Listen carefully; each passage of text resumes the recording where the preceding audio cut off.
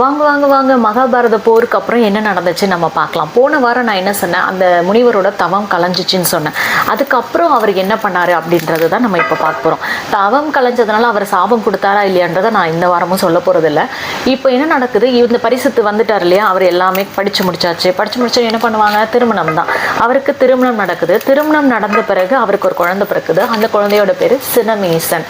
சினமேசன் பிறந்ததுனால அந்த ராஜ்யமே ரொம்ப சந்தோஷமா இருக்காங்க. ஏன்னா ஒரு குழந்தை பிறக்கும்போது அது அடுத்த ராஜ்யத்தை ஆளப்போகுது அப்படின்னு நினைக்கும் போது அது சந்தோஷமான விஷயம் தானே. அந்த ராஜ்யமே ரொம்ப சந்தோஷமான நிலையில இருக்கும் போது இங்க ஒரு விஷயம் நடக்குது. அந்தணர்கள் 2 பேர் வராங்க.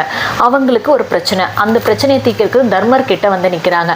ஒரு அந்தணர் வந்து தானமா கிடைச்ச ஒரு இடத்துல வந்து தான் வீடு கட்டலாம் அப்படின்னு சொல்லி பள்ளம் நோண்டும் போது அது ஒரு புதையல் கிடைக்குது. அந்த அந்தணர் என்ன நினைக்கிறாருன்னா, இது வந்து தானமாக கொடுத்தாருலே இந்த இடத்த, அந்த நபருக்கு தான் இந்த புதையல் சொந்தமானது அப்படின்னு சொல்லி அவர்கிட்ட நம்ம இதை கொடுத்துடணும்னு சொல்லி கொடுக்குறாரு. ஆனால் அவர் என்ன சொல்கிறாரு, நான் தான் உங்களுக்கு இந்த இடத்தையே தானமாக கொடுத்துட்டல, அப்போ அதில் இருக்கக்கூடிய அந்த பொருள் அந்த புதையலும் உங்களுக்கு தான் அப்படின்னு சொல்லி அவர் வாங்க மறுக்கிறாரு. இந்த மாதிரி ஒரு சூழ்நிலையை தர்மர் பார்க்குறாரு. இதுக்கு எப்படி தீர்ப்பு சொல்கிறதுன்னு அவருக்கு தெரியல. அப்புறம் யோசிச்சு பார்க்குறாரு. இப்போ அவர் ரொம்ப சந்தோஷமான நிலையில் இருக்கார். அதனால் அவர் என்ன சொன்னார், ஏன்னா சினமேசன் பிறந்திருக்கான், நான் ரொம்ப சந்தோஷமாக இருக்கேன். சந்தோஷமா இருக்கும் போதோ கோவமாக இருக்கும் போதோ இல்லை துக்கமாக இருக்கும் போதோ நம்ம தீர்ப்பு வழங்கக்கூடாது. அதனால நீங்கள் போயிட்டு ஒரு 5 நாள் கழிச்சு வாங்க அப்படின்னு சொல்லி அனுப்பி வச்சிடுறாரு. தர்மர் அனுப்பி வச்சுட்டாரு. 5 நாள் கழிச்சு திரும்பவும் வராங்க. இப்போ அந்த வழக்கு அவர் விசாரிக்கிறாரு.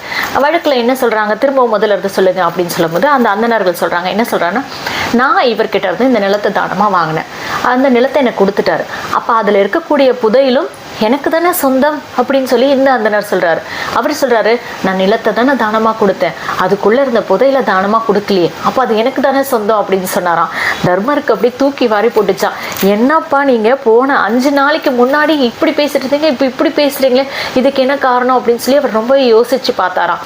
அதுக்கப்புறம் அவர் என்ன நினைச்சாரு, தன்னோட ஒற்றர்களை அனுப்பி நாட்டுல என்னதான் நடக்குது போய் பார்த்துட்டு வாங்க அப்படின்னு சொல்லி அனுப்பி வைக்கிறாரு. உங்களோட கருத்துக்களை கமெண்ட்ஸ்ல சொல்லுங்க. அடுத்த வாரம் மீதி கதையை பார்க்கலாம்.